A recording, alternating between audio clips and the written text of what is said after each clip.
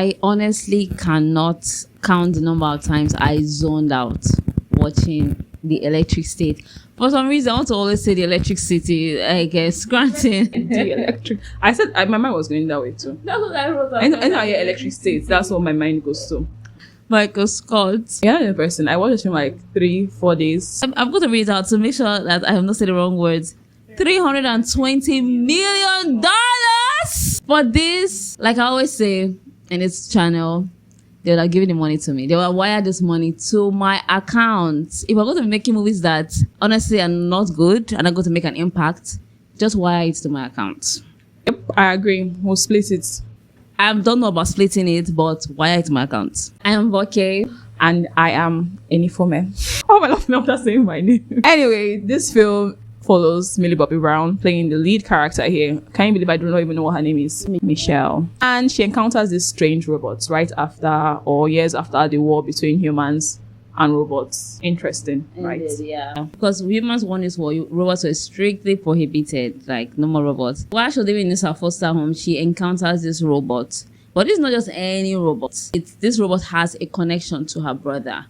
Now she and this robot, now she and this robot, they have to go on an adventure and they get to meet the rogue-ish Chris Pratt. Who has a robot and sells stuff from before the war. Something about this film, even with the narrative structure, I'm not saying that I don't understand what means past, present, and shifting timelines like that during for plot structure. But it just did not work for this film. I don't know why. It did not work. Even when we see her life before the war or when the war was just brewing, we could see that humans already had this prejudice against robots. It just was not working for me. When I saw her and her brother, there was just this connection. I'll say that the film, the story lacks heart. And it lacks soul, heart. And I was never anticipating this movie. When I ever saw that a movie is coming, when they started headlining this movie. When the trailer actually dropped, I changed my mind. I didn't even watch the trailer. I just saw her talking to Chris Pratt and I just said, this movie is not going to be good. And the worst thing is that this movie has a lot of big names. And their actors, they didn't even act well either. I don't know, maybe it's the robot effect or the machinery effect of it that made them really stiff. But we have Giancarlo. Yeah, like that's a great actor. I was surprised that these big names are on this film and it's not really what I anticipated it to be. I read an article on The Guardian and they said Chris Pratt always acts this one-dimensional roles. It just kicked something in my brain that yes, that's true. Chris Pratt is always this guy in movies.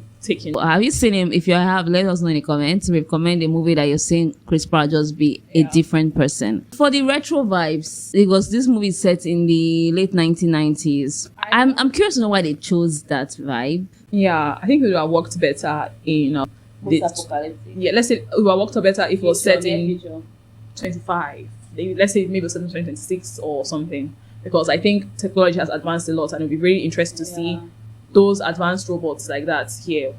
It's like an alternate universe where humans and robots, humans relied on machineries a lot. But it's interesting to see that it was actually set back, not forward.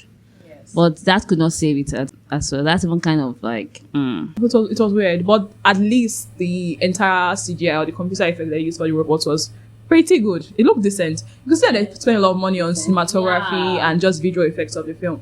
But the problem is just even when I was writing, I said it just seemed like they want to just make this movie like I have a great idea, but it's going to be set in the late 90s, like an alternate universe. It's based on the book, and I can guarantee that the book is definitely better. And the monologue that Millie Bobby Brown did at the end, where she was also trying to talk about, I don't know if anybody got like, okay, hurry up, we have a few minutes left, right? Just hurry up and let's wrap up. Although she had valid points, or the monologue had a lot of valid points about how we rely on technology and the rest. But at the same time, it just felt stiff, in my opinion.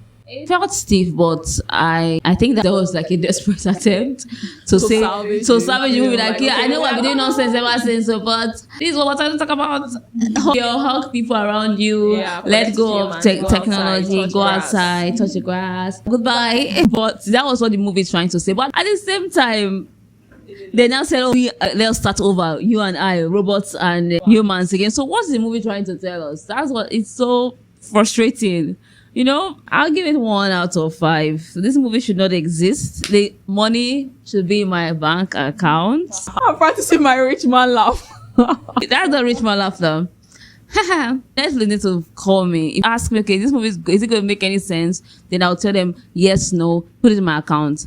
Basically, because no, this movie was soulless. It's not it at all. And I don't understand Millie Bobby Brown and maintaining beauty throughout this movie.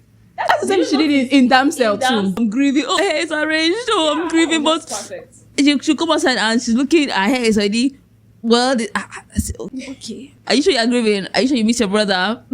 I would have been a mess. That okay, my brother, something happened to him. There's a chance I can see him again. I need to go and save him. I would have been a mess. My lips chapped. I've not drank water. Like, everyone know that something is wrong with this girl. But this girl, her hair is always well arranged. Well, I don't know, powder, touch up, and everything. So we have to maintain beauty. It's not like her acting was bad necessarily, but it was not very impressive. It was bad.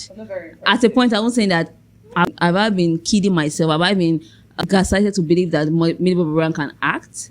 I have not seen Stranger Things yet, so don't come for me if you have seen Stranger Things yet. For me, I've seen Stranger Things. I'll try and binge it very soon. However, I was saying maybe Millie Bobby Brown is not a good actress after all. I'll give this film 2 stars because I think it has some redeemable qualities when we talk about the messages that it's trying to pass on. Yeah. But the acting was not so great, but it's okay. The villain was okay. It was okay. It's just the story. I think the problem with this film is just the story part is just where there is a problem. The story lacked heart. Yes, it lacked heart a lot, and I didn't see any. Thank God I let myself down with the trailer first before I went on to go and see the film. Anyway, do let us know what you think in the comments about Electric State or Electric City. But don't forget to like, share, and subscribe to our channel for more movie discussions and movie reviews. Yeah, until next time, do take good care of yourself.